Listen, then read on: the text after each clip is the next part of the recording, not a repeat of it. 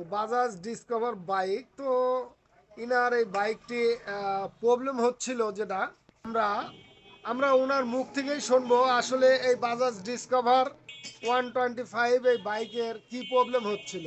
আমার প্রবলেম হচ্ছে আমার ক্লাস প্লেট যখন আমি গাড়ি গতি তুলে 2-3 গিয়ারে যখন টান দেই, টান দেওয়ার পরে ক্লাস ধরার পরে তখন চেনের মধ্যে একটা শব্দ আছে।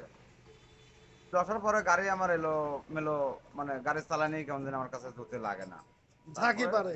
ঝাঁকি পরে, তারপরে আমি দাদার কাছে আইসে দাদার কাছে আমি ঠিক করে নিচ্ছি। তো এর আগেও আপনি ক্লাস প্লেট বারবার পাল্টাইছেন হ্যাঁ, এর তাই? আগেও আমি বারবার ক্লাস প্লেট পাল্টাইছি। 2-2.5 মাস 3 মাস পর পরে আমার ক্লাস প্লেট মারি খাওয়া যাচ্ছিল। তো আসলে ক্লাস প্লেট মার খাওয়ার কারণে আরও যে প্রবলেমগুলো হয়েছিল, গিয়ারও ছেড়ে দিত, গিয়ার ঠিকমতো পড়তো না।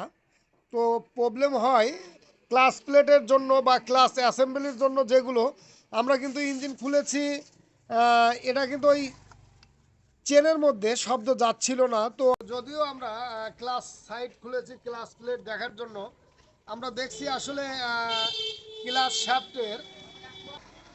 শ্যাফটের বেয়ারিং একদম নষ্ট হয়ে গেছে, যা ক্লাস বক্স অর্থাৎ ক্লাস বাটি ঢকঢক ঢকঢক করছে।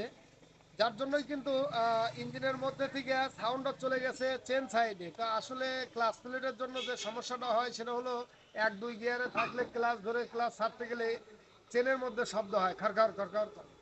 তো এটার কিন্তু পূর্বে এরকম সমস্যার কারণে কিন্তু ক্লাস প্লেট বদলানো হয়েছে, কিন্তু ধীরে ধীরে এই বেয়ারিং একদম নষ্ট হয়ে গেছে। যার জন্য আমাদের এই ইঞ্জিনই খুলতে হয়েছে এই বিয়ারিং পাল্টানোর জন্য ক্লাস এবং স্পকেট শ্যাফটের। তো আমরা ইঞ্জিনটা সেটিং করব।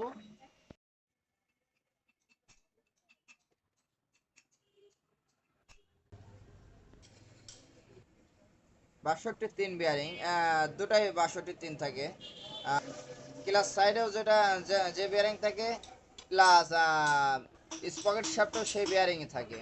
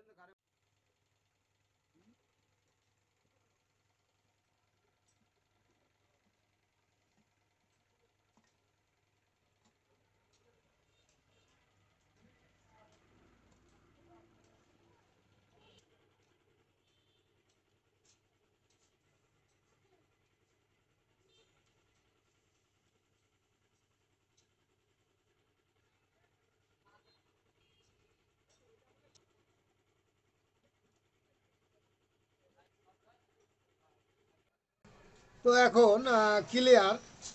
আসলে যদি এরকম বিয়ারিং ঘর ঘরে হয়ে যায় বা নষ্ট হয়ে যায় তাহলে কিন্তু ক্লাস বাটি এদিক ওদিক মুভ করে।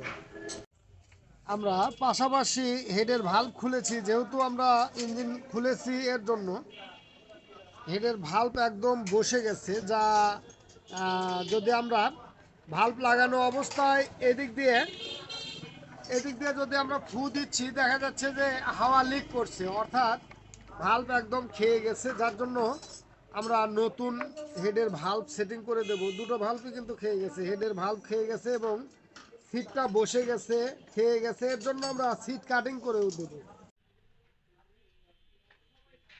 তো আমরা নতুন গার্ডার দিয়ে দিলাম, প্লাস নতুন টাইমিং চেন দিয়ে দিছি। তো আমরা এটা ইঞ্জিনটা খুললাম হলো মূলত এই বিয়ারিং এর জন্য।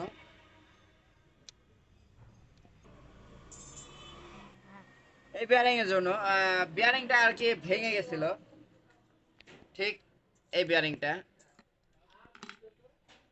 এই যে ভেঙে গেছিল, যার জন্য গিয়ার দিলে গিয়ারটা ঠিক মতন নিত না, প্লাস গিয়ারের প্রিমিয়ামের সমস্যা হচ্ছিল।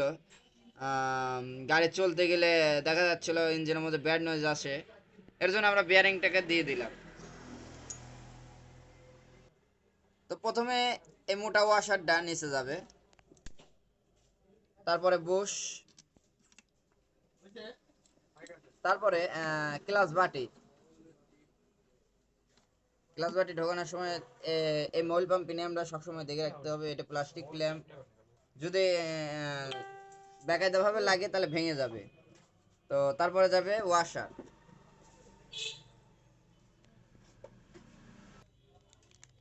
তো আমরা নতুন ক্লাস প্লেট দিয়ে দিচ্ছি।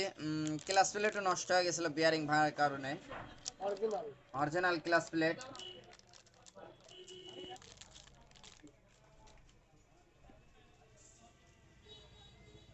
আমরা ক্লাস প্লেট লাগিয়ে দিচ্ছি।